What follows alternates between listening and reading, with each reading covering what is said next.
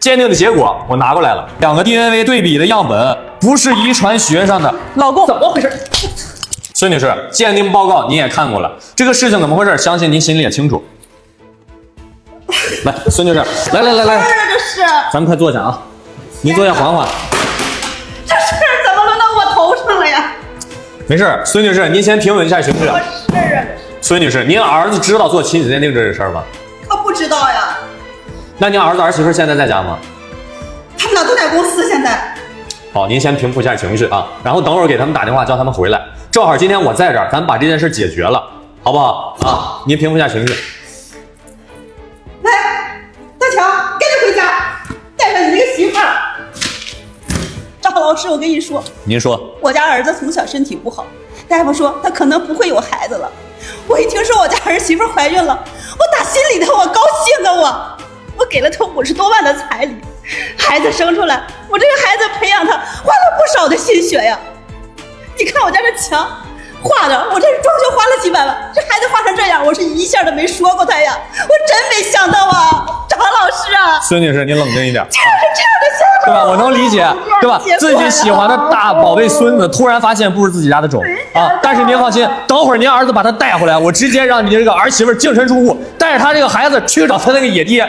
妈，别哭了怎么了？怎么哭了呢？妈呀，怎么了妈？你不是不要啊！你干嘛呀？你干嘛呀妈？我怎么了？骗子什么意思啊？我骗你什么了妈呀？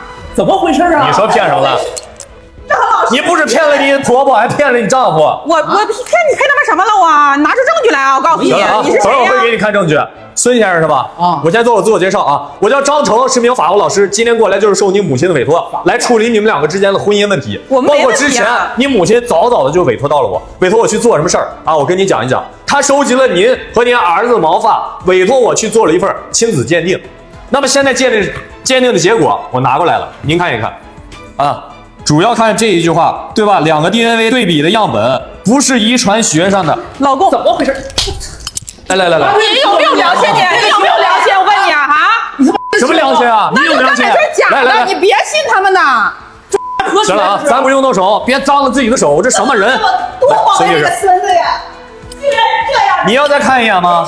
啊，我不看，我看你那玩意儿干什么？这就是假的，我告诉你，我这么多年在你家没有功劳也有苦劳吧？你放屁！我他妈养你多少年啊？大家的我你赶紧动手玩我是不是？你们如果这个态度，你这个死老太太怎么的嘛？什么死老太太？我告诉你，怎么的呀现在她还是你婆婆呢。就算你们俩离婚了之后，这也是你的长辈。是不是可问你？我刚来，我态度多好，是不是？你们干什么呀？你还上手啊？还上手？来，行了，咱别吵了啊！现在事情我们已经发现了，你也不用在这儿给我狡辩，明白吗？你说你刚来的态度好，你说你为这个家付出多少？你付出什么了？花这个家的钱，对吧？让这个家，让你的丈夫去养别人的孩子，你跟别人生的孩子啊，你可真行啊你！我说我算爷啊法务的，孩子叫不叫你爸呀？心里没数啊？孩子叫不叫你爸呀？啊！杀死你我！孙先生啊，我来给你们讲一讲，这个女人是什么恶毒的心思。你的一切我早就查了个底儿掉了。我告诉你，孙先生，你这个妻子刚跟你接触的时候就已经知道你家里比较殷实，家里边有钱，你呢也是奔着他的钱去的啊。一开始你看他长得一表人才的，跟他在一块儿，哎，你很满意。但是啊，你们两个交往期间，由于你们两个的家境并不匹配。你的现在这位婆婆，也就是孙先生，你的母亲，一开始是并不同意的。后来你掌握了孙先生一个严重的秘密，一个致命的秘密，那是什么？孙先生患有弱精症啊，这辈子可能都要不上孩子。你就是利用这一点，你打起了你的小算盘，对吧？动起了你肮脏的心思。我不知道你找的谁，你找了一个野男人，跟你怀了一个孩子，对吧？并且跟孙先生说这是他的孩子。一开始他的母亲是不同意你们的婚事的。那么在得知自己儿子终于有孩子的时候，在得知自己传宗接代这件事终于完成这个使命的时候，他直接就同意了你们的婚姻啊，觉得你们两个就是有缘分，这都是命中注定的。结果闹到现在这种局面，他万万没想到啊，这个孙子不是他们家亲生的。这个事儿，孙女士是怎么发现的呢？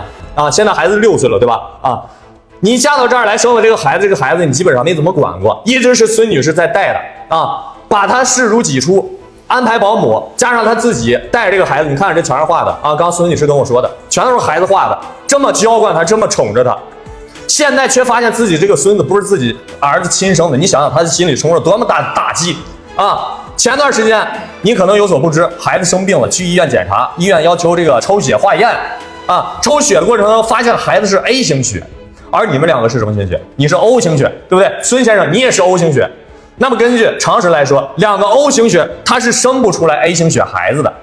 到这儿，孙女士就起疑心了，但是她怀疑的不是你，她怀疑的是医院，甚至为此还闹到了医院领导那儿，让他们给一个说法啊。医院为此又再做了一次抽血，再次一次的化验，结果还是一样的，孩子是 A 型血啊。到这儿，孙女士才想到了委托到我啊，毕竟她儿子是弱精症，这个孩子的来源确实存疑。委托到我之后，她搜集了虽然你和你儿子的毛发，委托我去做了一个亲子鉴定。那么现在鉴定的结果，二位刚刚都看到了，3位都看过了啊！这个孩子压根儿不是孙先生亲生的，而是你找了一个野男人生的野种。我告诉你啊，你嘴巴放干净点。还有你真够不知足的，那孩子你叫你这么长时间的爹还怎么呀？我爹是我儿子，让我当6年王八你！你现在还倒打一耙呀？他妈啊！就这样啊！我告诉你啊，这个孩子不是孙先生亲生的啊！如果说你们俩真的有感情，能够走进这个婚姻殿堂的话，那么生不出孩子来，你们两个也可以领养一个孩子，而不是你去找一个野男人生这么一个野种啊！你不够你们两个婚姻幸福，难道还不顾孩子的幸福吗？啊，孩子现在6岁了，在这个家成长了6年的时间，对自己的父亲啊，现在不能说是父亲，对孙先生和孙女士都是有感情的了。你说现在你带着孩子离开这家，你让孩子怎么看你？怎么来理解这个事情？